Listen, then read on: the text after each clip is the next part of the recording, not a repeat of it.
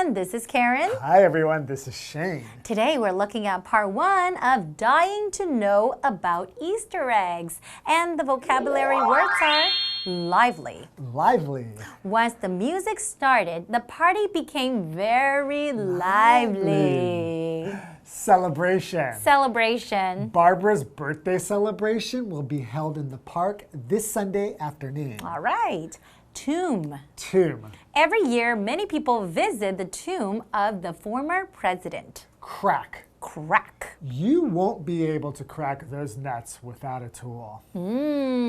So we're talking about celebrating Easter. Yeah, and in dyeing Easter eggs and Easter egg hunts and all kinds of things that you can do. Easter. That's right, but why do we do all these things? You know, like why do we dye the eggs and why do we go Easter egg hunting? Do they have any meaning? Well, it's all about after Jesus was killed, he came back from the dead. Okay. He was resurrected. So a lot of the symbolism is about that. And rebirth and things like that. Like the eggs cracking, meaning like the Christ being reborn. Being reborn. And then the coloring of the eggs, like a red egg actually represented the blood of Christ.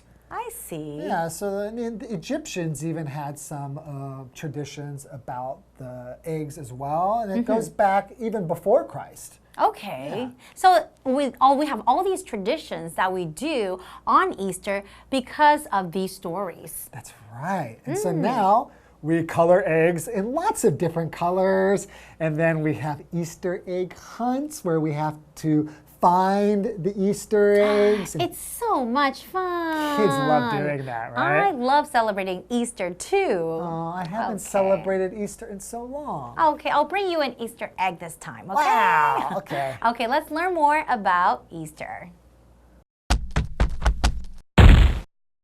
Dying to know about Easter eggs. Coloring eggs is a lively part of any Easter celebration, but did you know that Easter eggs also carry symbolic meaning? Today's lesson is called Dying to Know About Easter Eggs, Part 1. Hello everyone, my name is Jeff. And I'm Mike. Yes, if you're really excited about something, you might be dying too. Dying to know about Easter eggs means you really want to know about Easter eggs, but what's with the E, Mike? As you are going to point out, when you're dying, you're D-Y-I-N-G, but here in our title it was D-Y-E-I-N-G. That's a different form or a different word, dye. D-Y-E, to dye, is to color something using liquid, colored liquid. We dye our clothes to get them different colors. People might dye their hair. Doesn't mean you're killing your hair, it means you're coloring it. So if you are dying to know about Easter eggs, you must be coloring the Easter eggs in some way. But the joke is we're also very excited. We're dying to know more about these fun seasonal little eggs. It's a pun. It's a pun. It's a play on words. Yes, there you go, D-Y-E. That's like an ink. It's used to color things. It can be a noun, D-Y-E, or as Mike has been using it, D-Y-E can also be a verb. Anyways, you color eggs on Easter. You dye these eggs. Yes, coloring eggs, our article begins. Coloring eggs is a lively part of any Easter celebration. Absolutely. It's one of the most fun activities you can do during Easter, and that's why we describe it as being lively. This adjective, lively, is often used in the same way we might use fun, but it also has this idea of being energetic and active. It might be fun for you to read books or play video games, but that's not really being too lively. You're sitting there quietly reading or playing a game. A lively activity would be something with energy, noise, a lot of action, a lot of excitement, a lively party, a lively music festival, things like that. For example, once the music started, the party became very lively. suddenly became much more exciting and energetic. People started dancing and doing things. Anyways, it sounds like that party would have been a pretty good celebration. Okay, now here we're talking about a celebration. We're talking about a fun event on a special day. Okay, usually when you celebrate something, that's the verb, you're engaging in some type of fun event to say, hey, this is an important day, this is a happy day, so let's do something special. Now, a celebration can also just be the act of celebrating. Here you can be very, very general about things. Anyways, for example, here's an example sentence. Barbara's birthday celebration will be held in the park this Sunday afternoon. We'll be doing good and fun stuff to celebrate Barbara's birthday. Anyways, coloring eggs, it's great. It's awesome. It's a big part of Easter. But did you know that Easter eggs also carry symbolic meaning? Yes, there's a deeper meaning here. There's more than meets the eye. Anyways, folks, with that, it's time for us to take our first break, but don't go away. We'll be right back after this. Hello， 大家好，我是 Hanny。今天的课文标题是 Dying to know about Easter eggs。意思是用彩绘来认识复活节彩蛋。好 ，die 这个字 D-Y-E， 它可以当动词，也可以当名词。当动词就表示染色，那么当名词可以表达染料啊，或是染剂。不过啊，平常我们在说 dying to know something， 或者是 be dying to do something， 就表示说非常想要做某事。所以这个标题呢，它是在玩文字游戏，一语双关。好，那我们顺便学一下。pun 这个字就可以表达双关语，它是拼作 P-U-N pun 是双关语。好，课文提到说，彩绘蛋是复活节庆祝活动里面很热闹的一部分。那大人会把彩蛋藏起来，让小朋友去找。不过，其实复活节彩蛋是具有象征意义的哦。刚刚 Jeff 老师说 ，There's more than meets the eye。There's more than meets the eye。这句话的意思是，不只是表面上所看到的那样，比原先所想的更复杂、更多样。好，这边有两个单字 ，lively，lively， 它是形容词，形容热闹的或是活泼轻快的。那么 celebration，celebration， 它是名词，可以表达庆祝或是庆祝活动。至于补充单字 symbolic，symbolic， 它是形容象征的或是象征性的。这句话课文中。Dying to know about Easter eggs. In some Christian traditions, eggs are colored red to represent Christ's blood.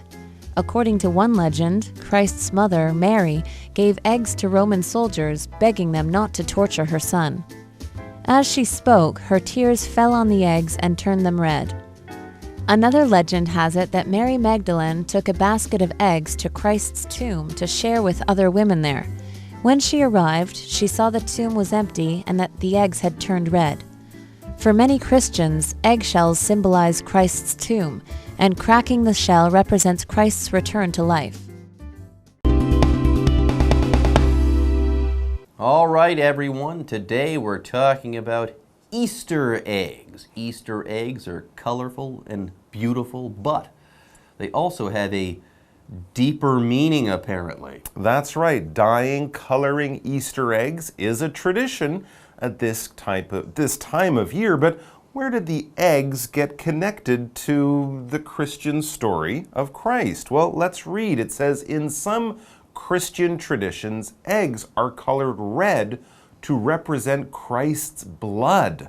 Ah, interesting. So if you see a red-colored egg, it might be used there to represent or to symbolize the blood of Christ, especially the blood of Christ on the cross. It says, according to one legend, Christ's mother, Mary, gave eggs to Roman soldiers, begging them not to torture her son. Ah, I see. So when Jesus had been captured by the Romans, his mother, Mary, tried to get him free, or at least to get him some help so that the Roman soldiers wouldn't torture him, they wouldn't hurt him or do painful things to punish him. She tried to give them eggs so that they would have a snack and not be so mean and angry. I guess that's the idea. But these these eggs weren't colored red quite yet. There's more to this story.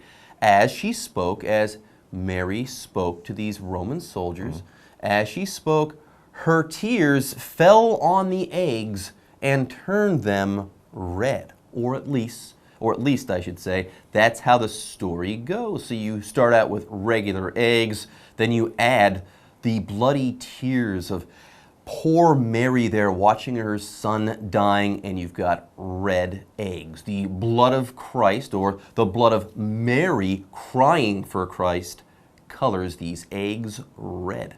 And that's not it. We've got another story, another legend, and another Mary. That's right. This also relates to the story of Christ. We should point out you won't find either of these stories in the Bible. These are legends that have come along since then. So let's look at another one that might connect eggs to the story of Christ. It says, another legend has it that Mary Magdalene took a basket of eggs to Christ's tomb to share with other women there. Also relating to the end of Jesus' life, this is Mary Magdalene, not Mary the mother, Mary the virgin, but Mary Magdalene, one of Christ's female followers. She took a basket of eggs to his tomb, where his body had been laid after he died, in order to share with other women there. Maybe other followers were there praying and crying, and she brought the eggs as a snack over to the tomb. I mentioned a tomb is a place where you lay out a body because basically that's what it is. Often it might be a structure, a special building in a cemetery or a graveyard, or maybe in a large family home. Back in the old days, though, a tomb probably was a cave or a hole in a side of a mountain. It was a safe, dry, secure place where you could keep the bones and bodies of dead loved ones. For example, we could say every year many people visit the tomb of the former president. Yeah, that's often a place that history fans or people from a country will go to see where the person was buried. Anyways, more on our second Mary, Mary Magdalene. When she arrived with the eggs that she was going to share with the other women there at the tomb, when she arrived, she saw the tomb was empty and that the eggs had turned red. So there you go, two surprises. Remember, Jesus was put in that tomb. 3 days later, though, he rose from the dead. So Mary, she shows up, Mary Magdalene, I should say, she shows up with the eggs, and the tomb is empty. Jesus is gone. And on top of all that, her eggs have turned red. Wow. The blood of Christ. It's a miracle. So for these reasons and more, it says, for many Christians, eggshells symbolize Christ's tomb. And cracking the shell represents Christ's return to life. I see. They're taking the egg and sort of using it to tell the story of Christ's resurrection, his coming back from the dead. There you go. The eggshells symbolize Christ's tomb, and cracking the shell represents Christ's return to life. Now, here we have the verb crack to talk about. When you crack something, you break that thing. You break it in a specific way. If you crack an egg, you break open that shell, and usually you break it along a line, okay? You can also have other cracked things, like on the way to work today, I walked on the sidewalk and I noticed a crack. There was a break in the sidewalk there along a line, okay? Something heavy had fallen on that and had cracked that thing. Yes, the verb is crack, to crack, but a crack is a situation or a place where something has been cracked. So it can be used as a verb and as a noun. For example, you won't be able to crack those nuts without a tool. Yeah, you won't break them. You won't be able to break them open or crack them without a tool.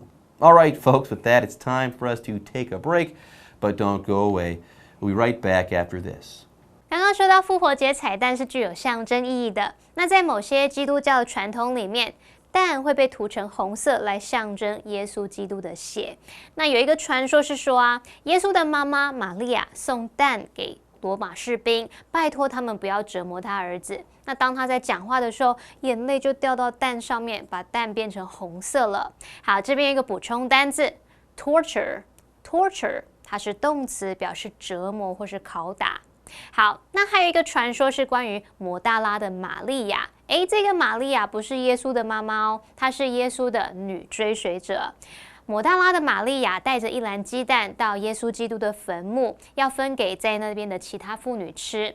当她抵达的时候，看到坟墓空荡荡的，而且蛋还变成了红色。那对许多基督徒来说，这个蛋壳啊，就象征了这个基督的坟墓，把蛋壳敲破，就象征了基督复活。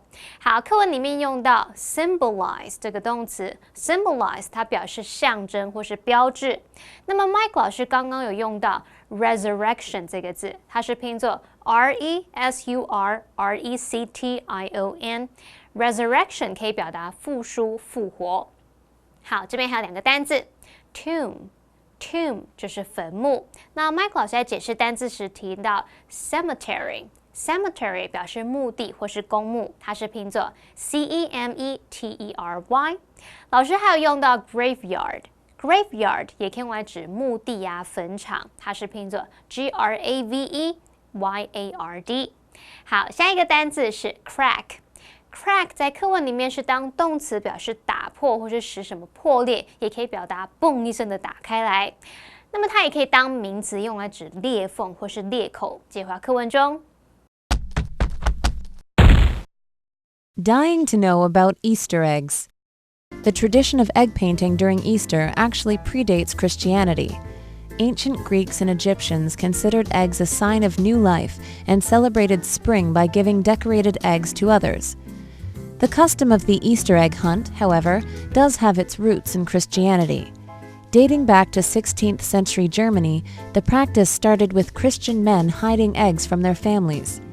The happiness at finding an egg was meant to mirror the joy experienced by those outside Christ's tomb, who learned he was alive again. All right, everyone. Easter eggs. These are eggs that you color during Easter time or during the festival of Easter. Easter, remember, is a big deal with Christians. Why? Because Easter is when Jesus rose from the dead. Yay. Anyways, though, there's more. Get this. The tradition of egg painting during Easter actually predates Christianity. Interesting. So today we think of dyeing and decorating, painting eggs as being a Christian ritual or a Christian habit that we do around Easter, but actually it's much older than that. It says ancient Greeks and Egyptians, who were not Christians, ancient Greeks and Egyptians considered eggs a sign of new life and celebrated spring by giving decorated eggs to others. Yeah, this is the way I always kind of understood it.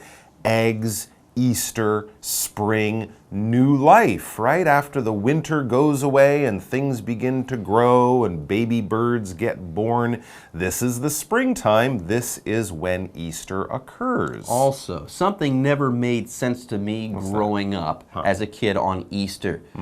Why don't you get gifts like Christmas? Well, we used to get a basket filled with our Easter eggs. True. And who brought it to us? The Easter bunny. But bunnies don't lay eggs. It's true. A rabbit bringing you chicken eggs is a little weird. Exactly. So here, a lot of things are mixed up. The associations aren't clear, and that's because this is a complicated holiday. There are many things, many historical lines and things that have formed the Easter that we celebrate these days. Now, one thing that you do on Easter, you go on an Easter egg hunt. And get this, the custom of the Easter egg, however, or the custom of the Easter egg hunt, I should say, however, does have its roots in Christianity. So this one, we know for sure, we know where it came from, this custom. That's right. Now, yes, unlike Christmas, you might not get a lot of gifts at Easter, but one of the fun things was your parents might hide some eggs around the house, real ones or little chocolate ones,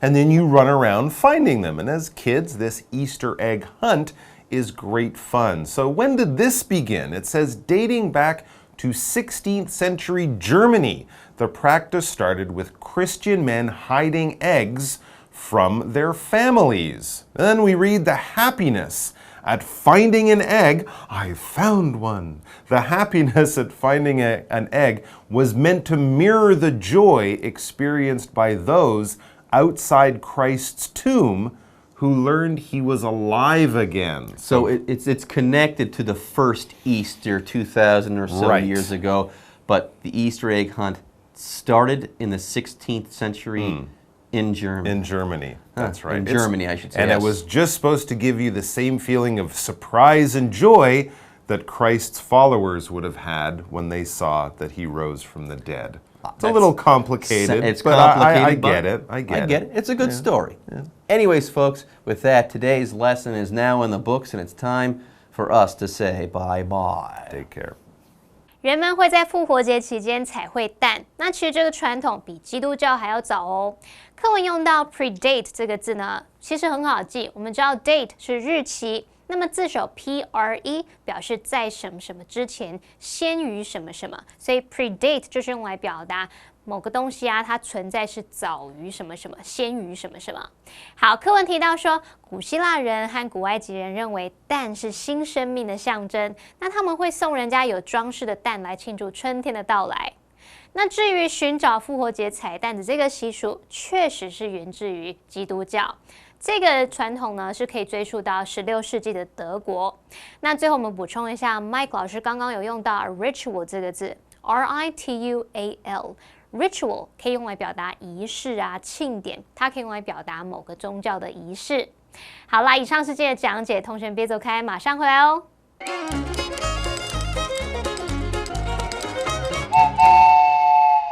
大家好，我是 Hanny， 欢迎收看我们的文法单元。今天要介绍的文法重点有2个，第一个是 be meant to 加原形动词，第二个是分词片语。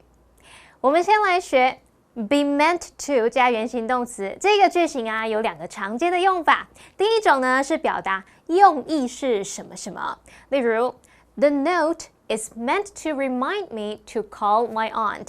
那张纸条啊是用来提醒我要打电话给我阿姨的。好，那第二种呢就是表达照道理应该要怎么样怎么样，注定要怎么样怎么样。例如We're meant to be together. 我们2个注定要在一起，命中注定我爱你。这部偶像剧好像有10几年了，我不小心透露年纪了。好，我们最后来学分词片语。英文里面呢有现在分词和过去分词，当我们把关系子句简化成名词搭配现在分词或过去分词，它就变成名词片语咯。那要怎么简化呢？第一个步骤是省略关系代名词。第二个步骤是把动词改分词，主动或进行就用现在分词，被动就用过去分词。例如 During the trip, we visited a castle which was built in the 16th century. 我们在旅行期间有去参观一座城堡，它是在16世纪建造的。那句子里面的关系子句 which was built in the 16th century， 我们来把它简化成分词片语。那第一个步骤是什么？省略关系代名词 which。 好，第二个步骤就是把动词改分词。 was built 是被动语态，那我们就只要保留过去分词 built 就可以咯。那句子就会简化成 During the trip, we visited a castle built in the 16th century。 好，这边出一个题目来考考大家哦。Do you know the girl who is wearing a red dress？ 你认识那一位穿着红色洋装的女孩吗？不认识。红衣小女孩。好了，不管，我们这一句的关系子句呢是 Who is wearing a red dress？ 那要怎么简化呢？想好没啊？我们要准备公布答案咯。好，首先第一个步骤是省略关系代名词 who， 然后动词的部分 is wearing 是进行式，只要保留现在分词 wearing 就可以了。那句就会简化成 Do you know the girl wearing a red dress？ 好，以上是今天的重点整理，我们下次见咯，拜拜。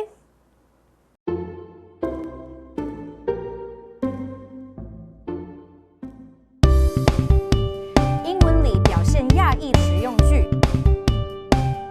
Hello, everybody. I'm Holly. I'm Shannon. Wait. No, Oh, yeah, that's Shane. wrong. Oh, Holly. Okay. Yeah. Whoa, is that a new shirt? Yeah. Do you like it? How can you say that? So rude. Yeah， 没有啦，开玩笑啦。我们今天是要表达很惊讶的样子，所以他刚说、How can you say that？ 你怎么会这么样说呢 ？Yeah， You know, it scared the hell out of me when you said that. 真的是让你吓到吃手手吗？ That's another one that we're teaching. It scared the hell out of me. 哦，真吓到吃手手，真的太可怕了。 Hell, where's hell? Hell， 哦 ，hell 是地狱。 Right? Yeah. So why do we say that in English? I don't know. 哦，不知道为什么要用地狱这个字 ，OK？ Anyway, I was talking of shirts. I actually think this looks really nice on you. 我衣服很好看吗？哦，谢谢。 You actually bought that?